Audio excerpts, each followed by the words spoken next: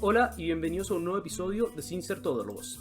Esta vez con Cristóbal tenemos a un nuevo invitado para hablar de un tema de mucha importancia para el país, que son la conmemoración de los 50 años de la elección de 1970. Elección muy importante en la historia nacional y que para conversar de ella nos acompaña hoy día el profesor Alejandro San Francisco, quien es historiador y profesor de la Universidad Católica y de la Universidad de San Sebastián, director de formación del Instituto Respública y director general del proyecto Historia de Chile 1960-2010. ¿Cómo está, profesor? Muy bien, pues muchas gracias Cristóbal y Pablo por la invitación, un gusto estar con ustedes. Un agrado, profesor. Este capítulo debería ser publicado el día de la conmemoración de los 50 años, así que es todo muy temática esta invitación. Y es doblemente interesante porque es una de las elecciones más importantes del siglo XX por una parte, y por otro lado coincide con que son los 50 años, que son fechas redondas donde habitualmente los historiadores y las sociedades recuerdan con mayor fuerza los acontecimientos históricos determinantes, las fechas redondas, los centenarios, los 10 años, los 20 años, los 50 años como en este caso. De hecho, le iba a preguntar eso, ha habido, supongo, harta actividad esta última semana y también las que vienen sobre el tema, ¿no? Efectivamente, hemos estado con un colega de la Universidad de San Sebastián que está haciendo un doctorado en Inglaterra, José Manuel Castro, en un seminario en México, precisamente a 50 años de la elección de 1970, seminario virtual, por supuesto, como son las cosas en estos tiempos. Y además hemos tenido muchas publicaciones a nivel nacional. Han aparecido trabajos sobre la Unidad Popular, libros sobre la elección de 1970, uno muy interesante que está por aparecer y que tuve la suerte de conocerlo, de los hermanos Sebastián y Diego Hurtado. Y además nosotros en la Universidad de San Sebastián publicamos los tomos 5 y 6 de la Historia de Chile, que se refieren a estos tomos. Y yo tengo además cada 2 semanas más o menos unos artículos en el diario La Segunda de 2 o 3 páginas sobre 1970, recordando a 50 años precisamente, donde el tema de las elecciones ha sido uno de los temas, pero no el único. Sobre todo en un Chile que también está pasando por una convulsión muy grande como fueron esos años, que hay una constante rememoranza también a lo que fue el gobierno de Allende. Por ejemplo, el tema de los paros camioneros ha sido muy potente, que fue lo que usted escribió esta semana en La Segunda, de hecho. Es lo que está de moda por el paro de los camioneros que tenemos ahora, y eso tiene que ver con el gobierno de la Unidad Popular, y efectivamente fueron 3 años muy intensos donde se aceleró el tiempo histórico. Eso es propio de los momentos revolucionarios que viven los pueblos, y obviamente cada vez que hay un paro de camioneros de inmediato se retrotrae la historia a octubre de 1972. Claro, para ir ya a la elección misma, ¿cuál era el ambiente que existía en esta elección? Porque se presentaban los tradicionales 3/3, que si bien no son de todo el periodo clásico de la democracia chilena, fueron bastante significativos de los años 60, o sea, la derecha, el Partido Socialista encabezando a la izquierda y el Partido Demócrata Cristiano como este centro, como se presentaban, o opción distinta, tercera vía al capitalismo y al marxismo revolucionario. ¿Cuál era el perfil de los candidatos? Porque la derecha llevaba al que era evidentemente su mejor candidato, que era un expresidente, Jorge Alessandri. La izquierda llevaba a su candidato ya fracasado en innumerables ocasiones, el eterno candidato. Y la democracia cristiana trataba de mantener continuidad de su gran líder, de Frei, en la figura de Radomiro Tomic, que era también bastante opositor a Frei internamente en el partido, si no me equivoco. Claro, tengo entendido que estaba mucho más a la izquierda que el mismo Frei Montalvo. Tiene toda la razón Cristóbal, porque Tomic, si bien era un candidato falangista de la primera hora, se había distanciado de Frei durante su gobierno y en la campaña procuró presentarse también como distante al presidente de la República. Por otra parte, la democracia cristiana era la que estaba más afectada en esta elección, porque su mejor hombre era Frei Montalva, y como no había derecho a la reelección para el periodo inmediatamente siguiente, no podía ser candidato, de manera tal que tenía que optar a su second best, que era Radomiro Tomic, y esto había quedado prácticamente catapultado en 1964 cuando los falangistas cantaban Frei presidente, Tomic el siguiente. Es como que quedó su candidatura absolutamente fijada. En el caso de la izquierda tenía una paradoja, porque llevaba sin duda alguna a su mejor hombre, Salvador Allende, la figura fundamental de la izquierda chilena del siglo XX, pero como bien decía Pablo, era una figura que tenía 3 derrotas en el cuerpo en candidaturas presidenciales y parecía que sería verdad el epitafio que él mismo anunciaba en tono de broma: aquí yace el futuro presidente de la República, Salvador Allende Gossens. Entonces, claro, iba a seguir siendo siempre candidato y nunca presidente. Pero el porfiadísimo compañero, como le llamaba Pablo Neruda, insistió en esta cuarta opción, y si bien tuvo dificultades en el seno del Partido Socialista para ser proclamado y luego en el seno de la Unidad Popular, finalmente se impuso su candidatura presidencial, y él era una persona que partía desde muy arriba, si bien tenía un techo. Partía desde arriba porque era conocido en todo Chile. Él decía que era como la Coca-Cola, en todas partes conocían a Allende. Era una comparación un poco imperialista, pero la hizo él mismo. Y en el caso de Jorge Alessandri, yo creo que también era el mejor candidato de la derecha, si bien a él le gustaba presentarse como independiente, y que no era buen candidato. Era una persona de prestigio, era una persona muy respetable, que había sido bien evaluado él en su gobierno y no tanto su gobierno, pero que no le gustaban las campañas, no le gustaba la política activa, no vibraba como vibraban otros políticos con la actividad partidista y de avanzada edad, además. Creo que fue todo un tema en la campaña, el tema del, no recuerdo, pero algo así como que se insinuaba que quizá tuvo Parkinson, pues se le movía la mano y hubo todo un chascarro en TVN a finales de la campaña. Es que se juntaban dos cosas, porque indudablemente era el candidato más veterano. Alessandri había nacido en 1896, de manera que tenía 74 años. No era inédito tener un candidato con tanta edad en esas lides. Pero evidentemente es algo que le pueden tirar a una persona, como cuando es muy joven, o sea, es falta de experiencia. En este caso le achacaban a Alessandri que ya estaba muy viejo y que estaba enfermo, y eso se mezcló con que efectivamente en uno de los foros presidenciales le tembló una mano, y Televisión Nacional, que jugó un papel de campaña sucia en esa ocasión, le mostró la mano temblorosa, que no era falsa, era real, pero la sobreexponía, porque estaba por la candidatura demócrata cristiana, pero ahí le estaba haciendo el favor a la de la Unidad Popular. En cualquier caso, esas cosas influían ciertamente, como influyó el cierre de campaña de Alessandri, que Televisión Nacional nuevamente hizo de las suyas, cuando mostró el terreno donde estaba el acto de Alessandri prácticamente vacío, en circunstancias que fue un acto multitudinario, al igual que el de Allende y el de Tomic. En este sentido, no es que fuera mayor que el de ellos. Y después mostraba algunas señoras pitucas diciendo que eran las únicas que habían ido al acto de Alessandri. Entonces, esta campaña sucia, que después reconocieron directivos de Televisión Nacional y periodistas de Televisión Nacional, en ese minuto ciertamente afectó al candidato Alessandri. Y en elecciones que son tan estrechas, todas esas cosas ayudan o perjudican. Qué interesante el papel activamente político de TVN. Desde la actualidad es tan difícil imaginar elecciones o campañas presidenciales sin las encuestas. Pues nosotros tenemos esta idea de la aprobación, de cómo sube. Bueno, hay candidatos que se han hecho famosos por seguir lo que dicen las encuestas, pero ¿de qué forma, de cierta manera, se medía la popularidad o se medía el ritmo al que llevaba cada campaña en ese tiempo? Tengo entendido que se hacía mediante las marchas y estas concentraciones masivas como las que estaba comentando recién. En la época ya había encuestas. Las encuestas son en Chile de fines de los años 50 y comienzo de los 60. Si ustedes ven, ahí coincide con los estudios de la sociología en Chile, y hay importantes investigaciones basadas en encuestas en la Universidad de Chile y también en la Universidad Católica. Una de las más importantes, que se llama Juventud, Rebeldía y Conformismo, que es del año 68, es una encuesta larga de Armand y Michel Matelard, que son más de 300 páginas de encuestas a los jóvenes. Claro, esas no son encuestas políticas, pero sí las hubo a fines del gobierno de Alessandri y a fines del gobierno de Frei, y ambas miden lo mismo en 3 niveles. Primero, que Frei y Alessandri están muy bien evaluados como personas. Segundo, que están mejor evaluados ellos que sus respectivos gobiernos. Y en tercer lugar, que si Alessandri se presentara a la elección y Frei se presentara a la elección, probablemente ganarían las elecciones. Ahora no había reelección.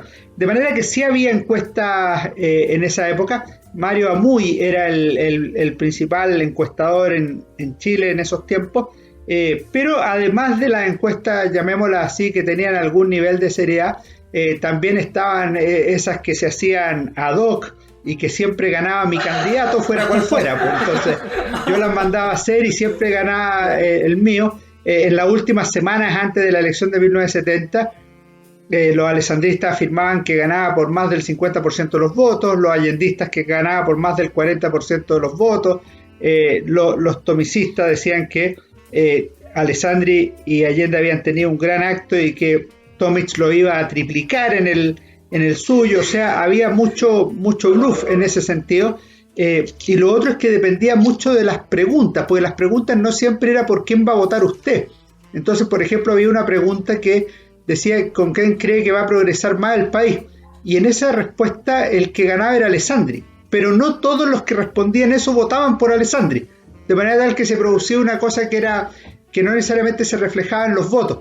Y después, cuando se explicaba en las encuestas, el diario La Nación decía una cosa y la encuesta favorecía a Tomic, y otros diarios favorecían, la Tercera por ejemplo favorecía a Alessandri. Entonces, claro, pero con la pregunta capciosa, no con la pregunta de cuál es el resultado de la elección. Y eso era muy absurdo. Pero las encuestas de ese tiempo están siendo utilizadas en Chile. Y de hecho había encuestas norteamericanas incluso que yo creo que son más confiables y que muestran que en la primera etapa, a fines del 69, comienzo del 70, Alessandri tenía casi el 50% del apoyo popular, incluso podría haber ganado en primera vuelta, y eso va decreciendo a medida que pasa la campaña. Y Eduardo Bech, gran amigo de Alessandri, sostiene que efectivamente en abril ya habían llegado al 43%, o sea, fueron bajando, y eso determinó en la práctica que la campaña iba hacia abajo, y por el contrario la campaña de Allende iba hacia arriba, en un esquema de polarización, donde la teórica candidatura de centro, que bien decía Cristóbal que era de izquierda, y se iba depreciando cada vez más, de manera que quedan dos grandes candidaturas, Allende y Alessandri. Profesor, y en ese sentido, ¿cómo era el ambiente de la década de los 70 y sobre todo previo a la elección? La década de los 70 siempre se presenta como la gran época revolucionaria, de las grandes marchas, de una politización muy grande de la sociedad. ¿Cómo se vivió eso también frente a un candidato como Alessandri, que, como usted bien dijo, no era un político, sino que era sobre todo un administrador y una persona que generaba confianza, pero que no gozaba de ese carisma de hombre público político que tenía, por ejemplo, Frei? Yo les contaba hace un rato que nosotros estamos haciendo una obra colectiva que es de la Universidad de San Sebastián, la historia de Chile 1960-2010. A la década del 60 le llamamos la era de las revoluciones. Este es un proyecto en que está Milton Cortés, José Manuel Castro, Gonzalo Larios, Ángel Soto, Miriam Duches, Montserrat Risco, y yo soy el director general.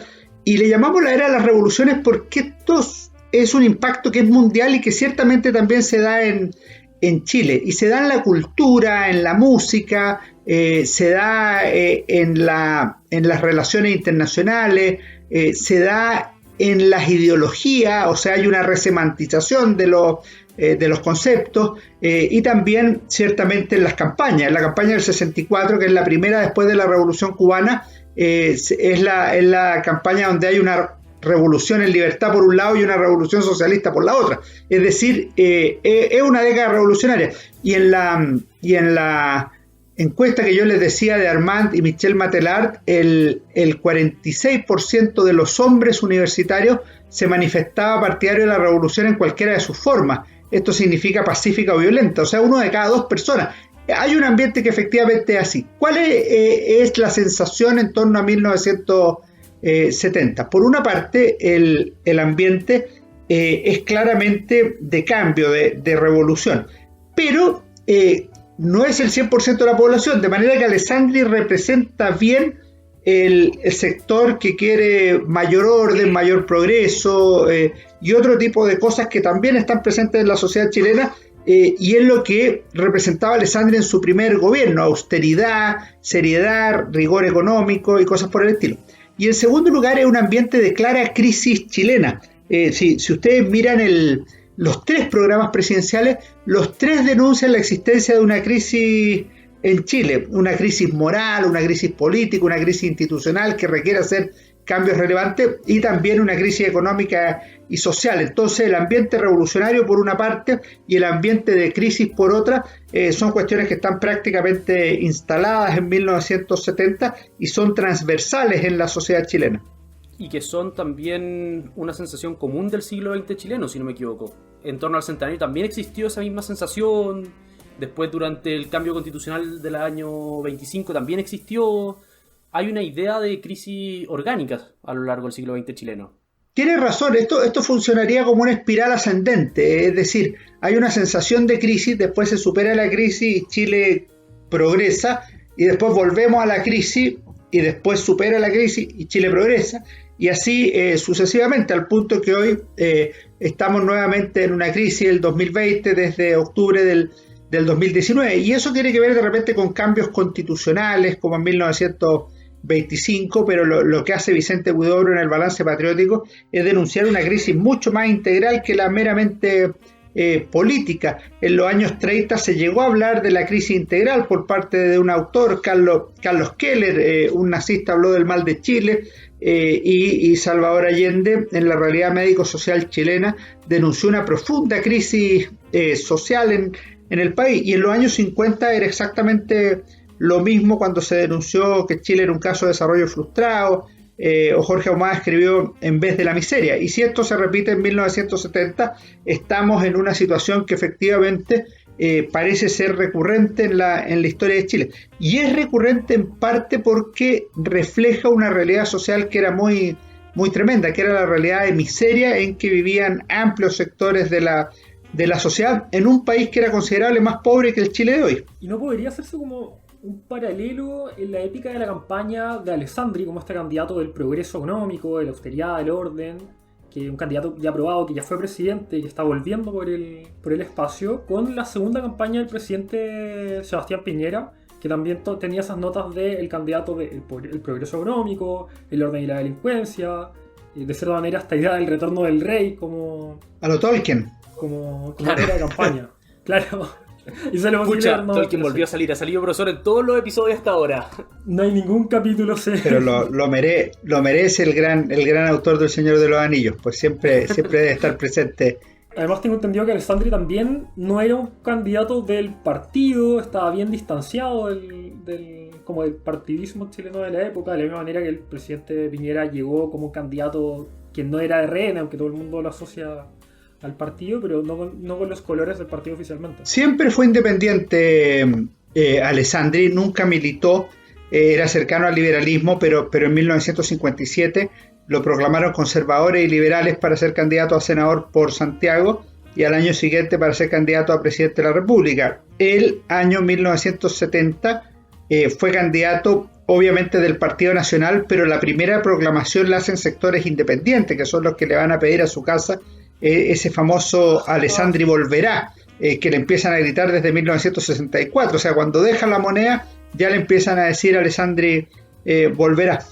Con Piñera pasa algo que es análogo, si bien tiene características muy distintas a la del presidente Alessandri, porque efectivamente él garantiza en las más diversas encuestas la mayor probabilidad de que la centro derecha vuelva a la moneda, es decir, después de que triunfa la presidenta Bachelet en su segunda candidatura presidencial, lo que produce Piñera es la esperanza de volver a la moneda, y lo que él garantizaría fundamentalmente, más que el orden, pienso yo, es el crecimiento económico, el empleo, que se había estancado en los últimos años de la presidenta Bachelet, que en realidad es un estancamiento que está en Chile en los últimos 15 años, que es parecido a lo que sucedió en Chile entre los años 55 y 70, es decir, había algo de crecimiento económico, pero sobre todo había una gran inflación y las expectativas eran muy superiores a lo que el sistema político y el sistema económico le podía entregar a la población. ¿Cómo se vivió esta campaña en los distintos bloques?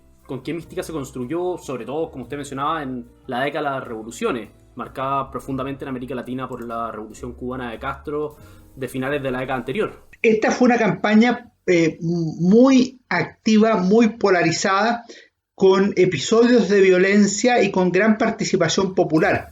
Yo diría que hay tres grandes elecciones en el siglo XX que son equivalentes y dejaría una cuarta mencionada con mención honrosa.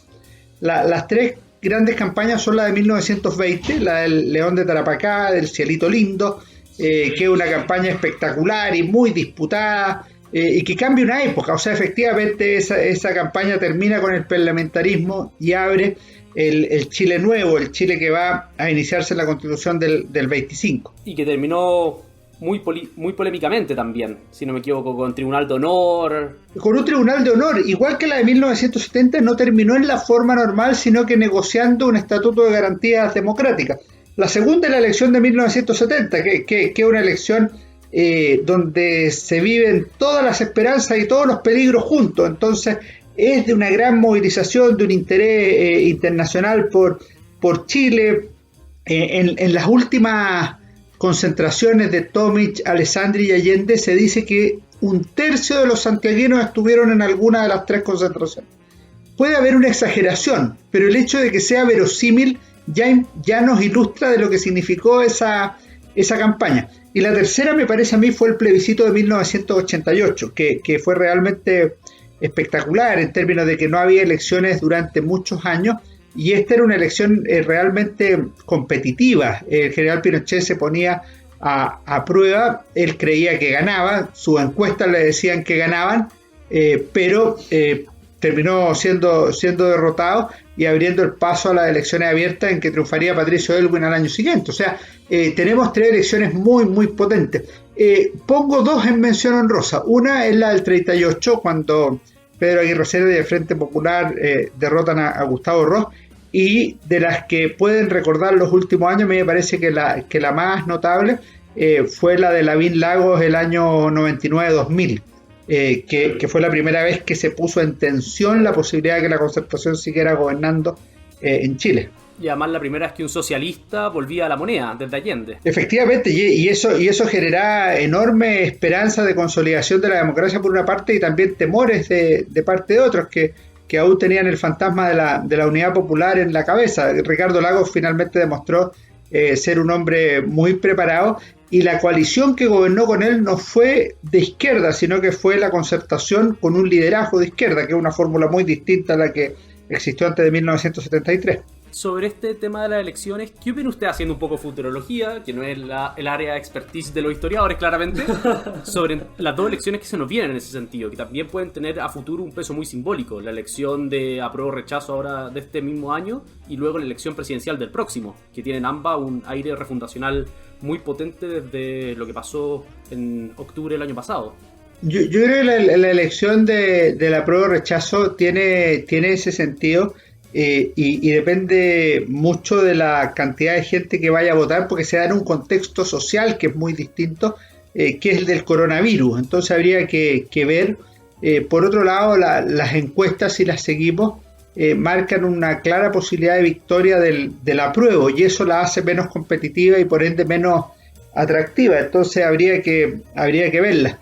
Y después, respecto de las elecciones que vienen, hay varias elecciones en juego. Pues tenemos las de eventuales miembros de la Convención Constituyente, tenemos las elecciones parlamentarias y las elecciones presidenciales del 2021, que ciertamente no van a ser igual que las anteriores, aunque van a tener elementos parecidos. Por ejemplo, si Joaquín Lavín vuelve a ser candidato, por ejemplo, si Beatriz Sánchez vuelve a ser candidata, pero yo creo que va a haber al menos una pequeña reconfiguración de alianzas políticas.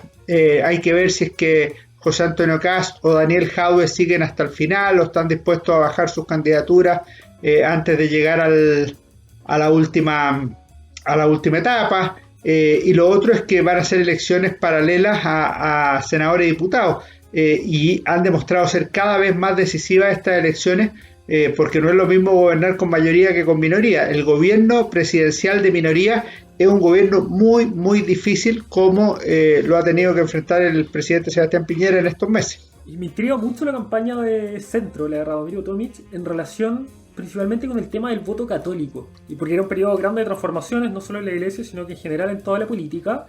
Y me interesa saber ¿Por qué? Porque creo que hay un texto que, si no me equivoco, del Mapu o algo así, que postula como si es que el voto católico debería pertenecerle a Allende o a Radomiro Tomic, o cómo se plantaba, por ejemplo, frente al liderazgo de derecha que vendría siendo representado por Alessandri, porque tampoco parece ser como un ícono que encarne totalmente los valores. El voto católico tiene varias expresiones en la historia de Chile. La más clara y permanente fuera del Partido Conservador. El Partido Conservador era el partido católico, incluso en la voz de muchos pastores y de muchos católicos. Pero en los años 30 esto se clarificó cuando le escribieron a Roma a algunos católicos preguntándole cómo debían comportarse los católicos en política y si debían militar en un partido o no. Y el cardenal Pacelli respondió que los católicos eran libres de pertenecer a un partido, a otro partido o a ninguno. Y eso facilitó, por ejemplo, la conformación posterior de la Falange Nacional, futura Democracia Cristiana. Y hay un segundo clericalismo, que es numerosos pastores apoyando las candidaturas demócratas cristianas. Eso se notó especialmente en la elección de 1964, cuando la Iglesia, no de manera oficial, pero sí al menos de manera oficiosa y ambiental, respaldó a Eduardo Frei sobre la candidatura de la unidad de Salvador Allende en esa ocasión, y así lo denunció Allende en alguna ocasión. Y fue muy interesante porque había un documento del año 62 que era el deber social y político de los católicos, que en la práctica decía cómo debía portarse un católico, que los católicos debían favorecer necesariamente los cambios estructurales en las más diversas materias, entre ellas la reforma agraria y otro tipo de reformas, y condenaba a dos doctrinas, el marxismo y el liberalismo, lo que en la práctica era condenar a la derecha y a la izquierda. Claro, entonces era abrazar la democracia cristiana. Y en la campaña del 64, ese documento del 62, se reimprimieron como 40.000 de estos ejemplares para repartirlos por todas partes, y el embajador británico en Chile interpretó en un informe que eso era un claro respaldo al candidato Frei Montalva. En la elección del 70, en cambio, la Iglesia permanece un poco más a la deriva, no quiere comprometerse con ninguna de las candidaturas, en parte porque el pueblo fiel está muy, muy dividido, y también en parte porque ha surgido desde el año 67 un grupo cristiano de izquierda bastante contundente, que se había reflejado en la toma de la Universidad Católica, si bien ahí eran demócratas cristianos, pero ellos después van a confluir en la formación del MAPU que tú mencionabas en 1969, que se suma al proyecto de la Unidad Popular, y se suman en cuanto movimiento de izquierda católico, cómo se va a sumar la izquierda cristiana posteriormente a la Unidad Popular, y eso es muy revolucionario, muy cambiante. Ya había efectos en Chile del posconcilio que algunos habían leído como la necesidad de diálogo cristiano-marxista, y otros habían visto ahí una posibilidad de avanzar en cambios revolucionarios de las estructuras más que de carácter espiritual, de manera que había ahí un ambiente de rebeldía religiosa que se refleja especialmente en la toma de la catedral el 11 de agosto de 1968, que clama, pide por una iglesia unida al pueblo y sus luchas. Y el año 70 hay muchos católicos que se la juegan por Allende, incluso hay sacerdotes que dicen expresamente que un católico tiene la libertad de votar por quien quiera, es decir, por Allende o Tomic, o sea, sin nombrar a Alessandri, de manera tal que se dan todas las variantes que uno puede imaginarse en 1970, y durante la Unidad Popular va a ocurrir exactamente lo mismo con el grupo Los 80, los 200 y los cristianos para el socialismo, que hacen replantear al propio Fidel Castro la posibilidad de confluencia entre cristianos y revolución. De hecho, profesor, pasó algo bastante curioso el lunes revisando el Mercurio. Yo siempre tengo la costumbre de leer hace 50 años, hace 100 años que hace el Mercurio en su página editorial. Y curiosamente, el 24 de agosto de 1970, el Mercurio publicó una pequeña nota que dice: Paulo VI, el Papa condenó la propensión de ciertos sectores católico moderno a aceptar ideas políticas y sociales que van en contra de la moral cristiana. Supongo que eso era un mensaje nada vedado de parte del Mercurio respecto a la situación política que se avecinaba en 2 semanas en cuanto a la elección. Es probable que haya sido eso, pero es algo que venía un poco antes, cuando Pablo VI visitó Colombia, el 68, hubo reclamos contra su visita en esa ocasión, cuando presentó la encíclica Humane Vitae, hubo conferencias episcopales, hubo obispos que la rechazaron o no se manifestaron de una manera clara para difundir esta encíclica, entre ellos los obispos de Holanda y algunos obispos chilenos, de manera que el Papa estaba curado de espanto en términos de desobediencias y obediencias parciales, y por otro lado de uso y abuso del nombre de católico para fines particulares de carácter partidista o de otro tipo. Sí, preguntaba por eso, porque el candidato, por lo menos tengo entendido que Frei Montalva era profundamente católico, un hombre de misa diaria, por ahí escuché algo así como que cuando le preguntaban cuál era la solución a los problemas de Chile, él respondía con Cristo. Ese es un artículo muy bonito que publica Frei en una revista que se llama la Revista de Estudiantes Católicos, que él dice: la respuesta al problema social, Cristo. Frei tenía 20 años y tenía muy claro cuál era la revolución que debía existir. Esto aparece explicado de manera muy hermosa en un libro que se llama Una revolución del espíritu, de Diego González Cañete, un libro que les recomiendo ciertamente, y que yo creo que nutre y explica muy claramente lo que es la década de 1930 para el mundo del pensamiento católico a través de tres figuras fundamentales, que son Eduardo Frei Montalva, Mario Góngora del Campo y Jaime Izaguirre. Y ellos viven en un mundo en crisis y creen que hay que producir un gran cambio, pero ese cambio tiene que estar a través de la reforma espiritual, que en el caso de ellos está a través de la doctrina católica. Y efectivamente lo que tú dices es muy claro, y Frei fue un gran líder católico en esos años. Después pasa a ser un líder más político, más de la política contingente, de la política práctica, y la política práctica siempre tiene más ambigüedades en la acción y más respuestas estructurales que espirituales, pero Frei tiene una matriz cultural que es claramente católica del mundo entre guerras. Claro, entonces me hace un poco complicado ver cómo podía transmitir este liderazgo, por ponerle algún nombre, a la campaña mucho más hacia la izquierda del candidato del partido en ese momento. Era muy difícil que lo transmitiera porque el candidato no quería que se la transmitieran. O sea, Tomic desde el principio buscó distanciarse de Frei, lo cual es un error muy craso porque Frei era un activo de la campaña de Tomic. Y salvo un acto por ahí por el 21 de mayo, después del discurso del 21 de mayo en que aparecen juntos, la verdad es que Tomic prefiere distanciarse de Frei porque cree que Frei se ha quedado corto. Ha hecho un buen gobierno pero no ha hecho la revolución, que en esos tiempos es un insulto, no es un piropo. O sea, hacer un buen gobierno y no hacer la revolución es no cumplir con su misión histórica, no cumplir con su gran tarea para la cual había sido elegido por el pueblo. Y en ese sentido Tomic no comprende que Frei es un líder muy querido en Chile, que había hecho lo que había podido y en ocasiones incluso más, que había tenido la oposición de dos sectores que le habían hecho una especie de sándwich, la derecha, que era bastante pequeña, y la izquierda, que incluso había dicho que le iba a negar la sal y el agua durante su gobierno. Y Tomic, en temas tan relevantes como la reforma agraria o la chilenización del cobre, siempre dijo que Frei se quedó corto y que los campesinos no estaban con nosotros porque no habíamos hecho más por ellos. Frei tenía la postura exactamente contraria. Dijo que si los campesinos se habían ido hacia la derecha no es porque hubiéramos hecho menos expropiaciones, sino porque no habíamos entregado suficiente propiedad. Y eso es un factor de análisis radicalmente distinto. Y en eso, bueno, al final los resultados mandan, y si Frei obtuvo el 56% en 1964, Tomic obtuvo el 27,8% en 1970. Claro, profesor, yendo un poco hacia la historia conceptual, ¿qué significaba revolución? Porque época de la revolución, revolución en libertad, revolución en el caso de Allende, el término es bastante polivalente, aparece en todos lados, aparece hasta en la sopa la revolución, excepto en Alessandri probablemente. ¿Qué significaba la revolución?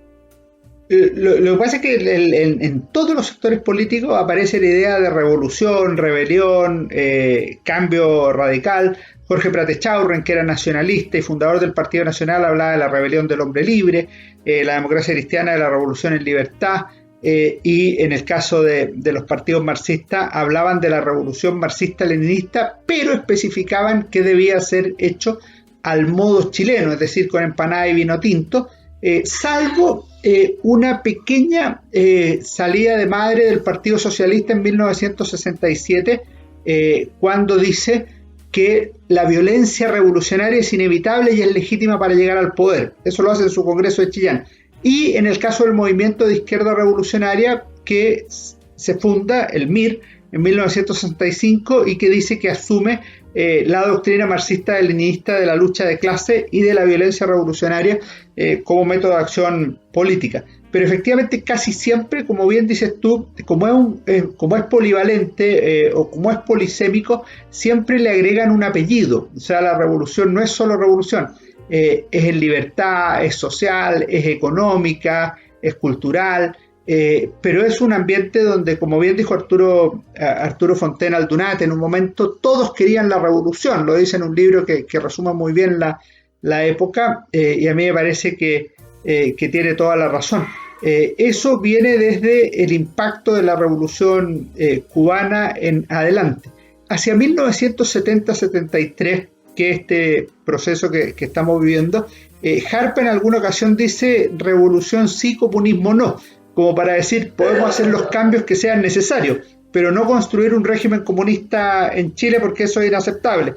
Y en el caso de la izquierda se da una lucha dialéctica bien interesante entre lo que se llaman los gradualistas y los rupturistas por distintas fórmulas. Los gradualistas serían los que quieren cambios dentro de la Constitución y las leyes, o tratando de ir avanzando de una manera más racional o menos rupturista. En cambio, los grupos rupturistas, entre los que estarían el Partido Socialista y grupos fuera de la Unidad Popular, como sería el MIR, querían cambios de raíz, cortantes, drásticos, profundos y masivos, como dijo el ministro de Agricultura, Jackson Chol. Ahora, cuando uno lo lleva a la praxis histórica, el MIR, por ejemplo, decía que los grupos se dividían en dos: en reformistas y revolucionarios. O sea, no le adjudicaban carácter revolucionario a los grupos que dentro de la Unidad Popular no querían hacer el cambio radical del orden vigente, porque estimaban, como dijo Miguel Enríquez en un acto muy importante a mediados de 1973, que no se puede hacer revolución a medias con la democracia burguesa, y por eso mismo ellos piensan y sienten que el gobierno de la Unidad Popular de alguna manera ha traicionado a la revolución. Y Miguel Enríquez en ese mismo acto dice: se acaba el tiempo de las ilusiones reformistas, de la revolución sin costo social, y han terminado por imponerse las leyes de hierro de la lucha de clase para llevar a la auténtica revolución, la revolución proletaria, la revolución campesina. Y eso es la lucha interna que se da dentro de la Unidad Popular y dentro de la izquierda, cuando hay grupos fuera de la Unidad Popular que también quieren la revolución, como es el caso del MIR. Y esta lógica de la revolución, y supongo también muy influido por el destino científico del marxismo, ¿cómo queda reflejado en las expresiones de la campaña? Estoy pensando específicamente en los lemas de campaña, en la música, que es súper potente en la elección del 70, y en todo el folclore, en todo el colorido de la elección. Las campañas de Tomic y de Allende son bien similares en términos programáticos. Ambas se presentan como revolucionarias. Incluso Tomic dice varias veces conceptos como izquierda democrática, izquierda cristiana, para distinguirse de la izquierda no democrática o izquierda marxista. Pero no se dice de centro, se dice expresamente de izquierda. En ese sentido hay una distinción ahí. En el caso de la Unidad Popular se plantea derechamente como revolucionaria y como única alternativa revolucionaria. De hecho, en el proyecto de la Unidad Popular, en la introducción, denuncia que las tentativa o esfuerzos reformistas, como los encabezados por Frei, por la Alianza para el Progreso, fracasaron en Chile.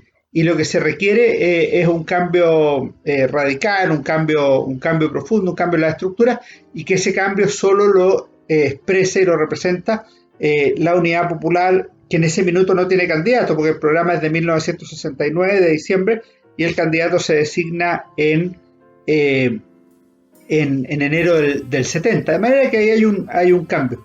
Ahora, en términos de futuro, de cambio radical, el programa y las canciones son muy ilustrativas. En el caso de Allende, él anuncia que el porvenir será socialista y los cambios serán radicales en todos los ámbitos, es decir, pasarán todas las empresas a manos del Estado, salvo un área muy pequeña que sería reservada a la empresa privada.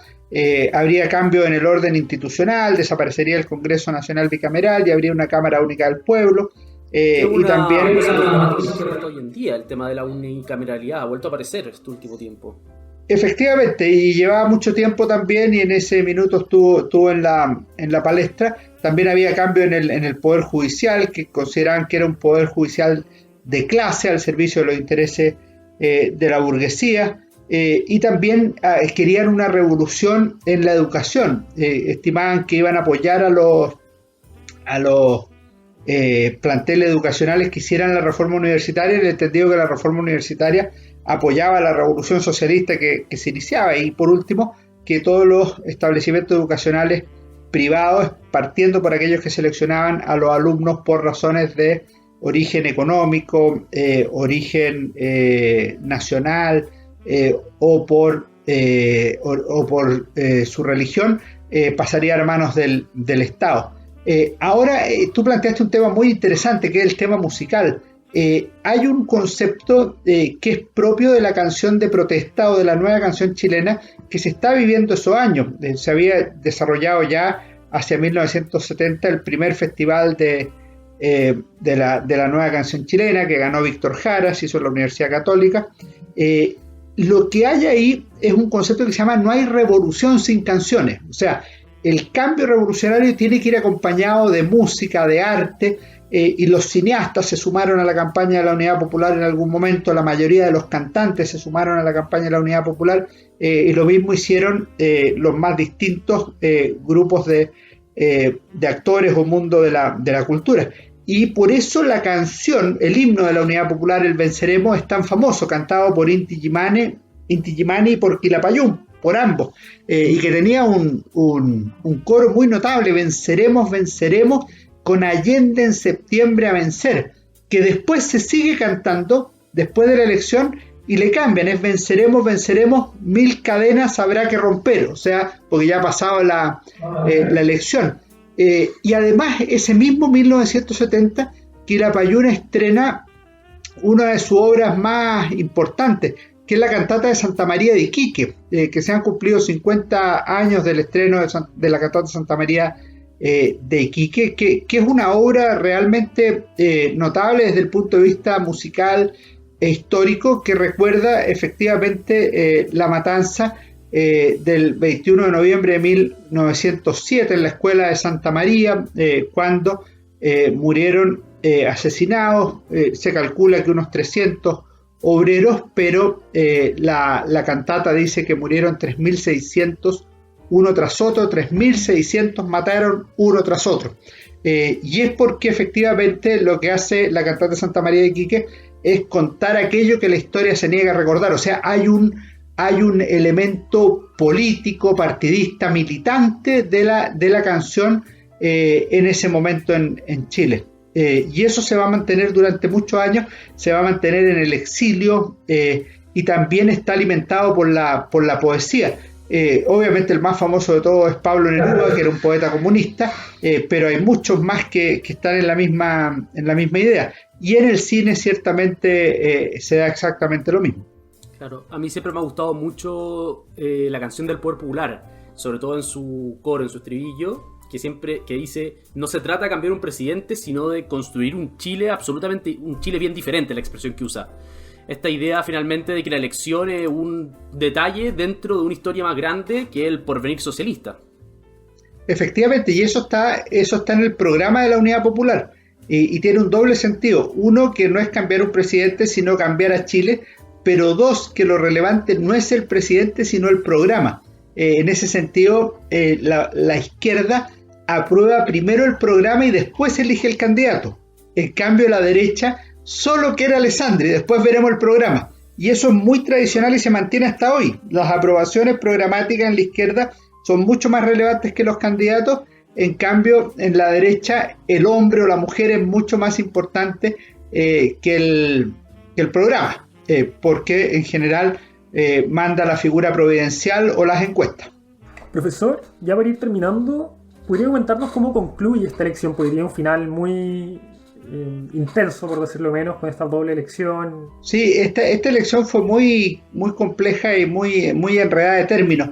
La elección no tuvo ganador. Nadie obtuvo la mayoría absoluta de los votos válidamente emitidos, y en estos casos la Constitución de 1925 establecía que debía elegir el Congreso Pleno a una de las dos primeras mayorías relativas. En este caso, las dos primeras mayorías relativas la obtuvieron primero Salvador Allende, un 36,1%, segundo Jorge Alessandri con un 34,9%. Esto le daba una especie de mejor derecho a Allende, considerando que los tres candidatos previos que habían obtenido primera mayoría relativa habían resultado elegidos como presidentes de la República. Gabriel González Videla, después Carlos Ibáñez del Campo y finalmente el propio Jorge Alessandri. Por otro lado, el mismo Alessandri había dicho durante la campaña que sería presidente quien tuviera un voto más en septiembre. Así no obtuviera la mayoría absoluta. Esto lo dijo obviamente porque pensaba que él iba a obtener un voto más, cosa que no se dio. Y a todo esto se sumó que en la noche de las elecciones, mientras Alessandri se fue a acostar, Allende celebró prácticamente como candidato electo, con un discurso notable en los balcones de la FECH, de la mítica Federación de Estudiantes de la Universidad de Chile. Entonces, en la práctica, generó un ambiente como que Allende hubiera sido elegido presidente de la República, aunque no lo había sido. Y como existían temores de que el gobierno de Allende abriría paso a una dictadura totalitaria, como lo manifestó Patricio Aylwin en una discusión en el Senado, la democracia cristiana le pidió a la Unidad Popular aprobar un estatuto de garantías democráticas o constitucionales, como reforma constitucional, como condición para apoyarlos en el Congreso Pleno al candidato Allende.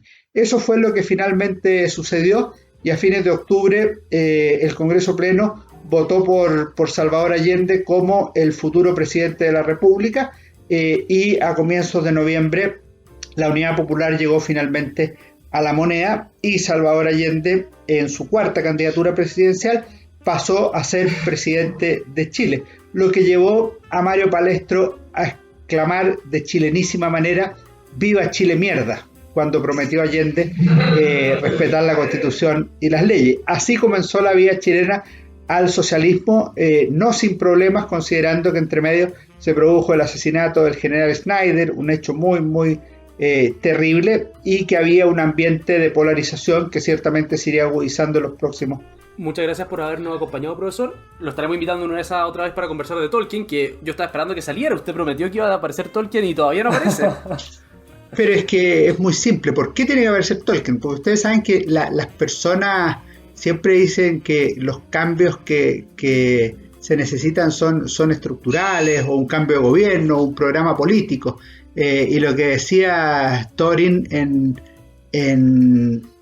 Thorin, me parece que fue así en El Hobbit, decía: si muchos dieran más valor a la comida, a la bebida y a las canciones que al oro acumulado, este sería un mundo más feliz.